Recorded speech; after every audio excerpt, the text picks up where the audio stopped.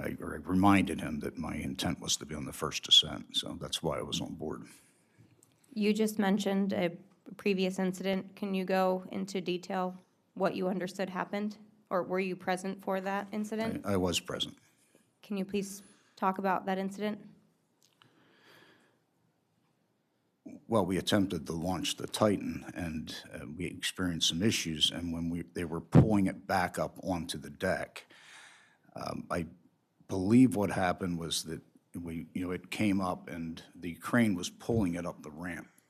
And it got to a point where it was seesawing. There's the flat plane of the deck, and then there's the angled plane of the ramp, which is fairly steep, probably a little too steep. But again, this was all experimental, and we were feeling our way through it. So it was teetering back and forth, and then the crane operator let it go a little bit too abruptly. And it slammed down on the deck with quite a bit of force. Now, the complicating factor was that a decision had been made to only install 4 of the 18 bolts in the 3,500-pound titanium dome.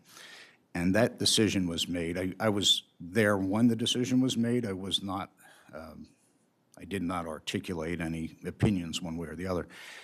But the thought was that once the ship went, or the Titan went to depth, that the pressure would be so intense that you didn't need any bolts. You wouldn't be able to pry it off with a jack. So they were trying to minimize the time it took to get the mission specialist out of the Titan after the mission ended.